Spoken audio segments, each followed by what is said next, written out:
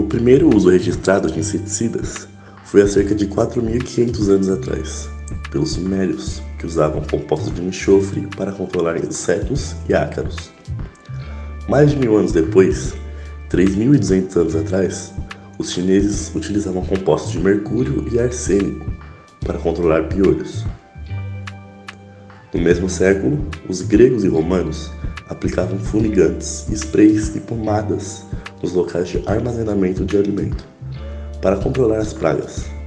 Por volta de 400 a.C., foram usadas piretrinas como inseticidas. Mas bom, o que seria piretrinas? As piretrinas correspondem a um conjunto de compostos orgânicos, onde sua estrutura química foi descrita pela primeira vez em 1924, pelo químico Hermann Staudinger e Lavoslav. Seria uma mistura crua de piretroides naturais, é talvez o mais antigo dos inseticidas e ainda hoje tem deslocado diversos novos competidores, especialmente por conta do uso doméstico devido à sua baixa toxicidade para mamíferos. Além da piretrina, também foi usado a nicotina como forma de matar as pragas. Sim, a nicotina do cigarro.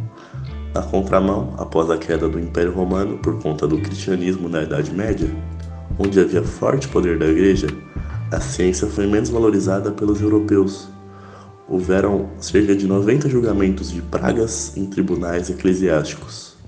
Entrando mais em detalhes sobre a nicotina é um alcaloide policíclico, sendo o composto ativo do tabaco. É uma variação do composto chamado de pirrolidina, e esse composto consiste em um ciclopentano com um de seus carbonos substituídos por um nitrogênio. Relacionado à nicotina, há um inseticida que é bastante utilizado, que seriam os neonicotinoides. Neonicotinoides nada mais são do que moléculas sintéticas análogas à nicotina, com o mesmo modo de ação. As vantagens em seu uso são: costumam ser baratos e de fácil aquisição, são rapidamente absorvidos pela camada de cera da cutícula para entrar no corpo do inseto, rápida ação em pragas-alvo, a maioria dos produtos tem boa persistência no campo, tem amplo espectro de ação e pode atingir várias espécies de insetos praga. Estudos realizados na União Europeia evidenciaram correlações dos produtos aplicados à lavoura com o declínio de populações de abelhas polinizadoras.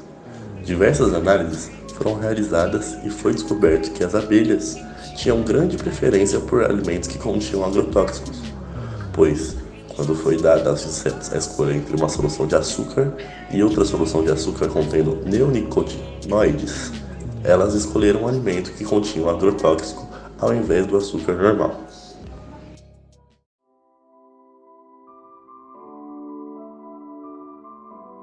Tribunais eclesiásticos.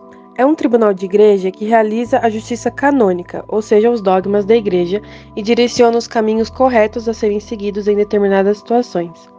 Porém, a gente sabe que não há como juntar a ciência junto à igreja, pois os tribunais eclesiásticos as pessoas acreditavam que por haver um ciclo de vida onde nasce, cresce e morre, em algum momento essa praga chegaria ao seu fim. Por isso, o pouco progresso científico na Europa naquela época.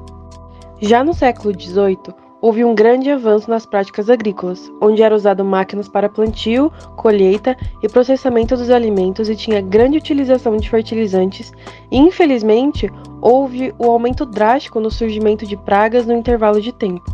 Com isso, foram feitos os primeiros estudos sistemáticos de controle desses organismos, utilizando compostos químicos com essa finalidade.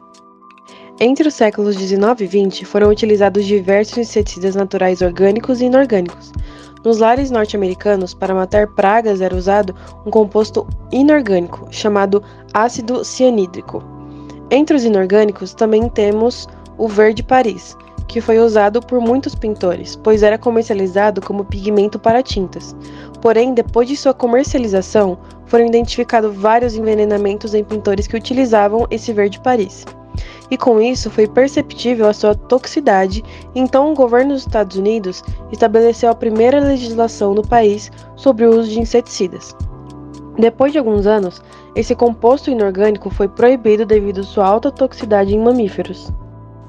Uma curiosidade, Há suspeita de que a morte do Napoleão Bonaparte, imperador da França, foi por conta do verde Paris, pois este pigmento era bastante usado nos papéis de parede.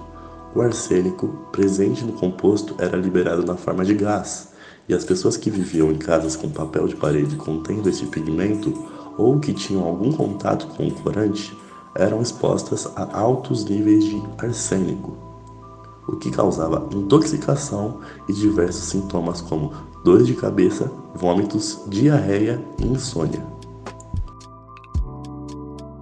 Bom, eu vou falar sobre outro composto que foi bastante utilizado, que foi a calda bordaleza.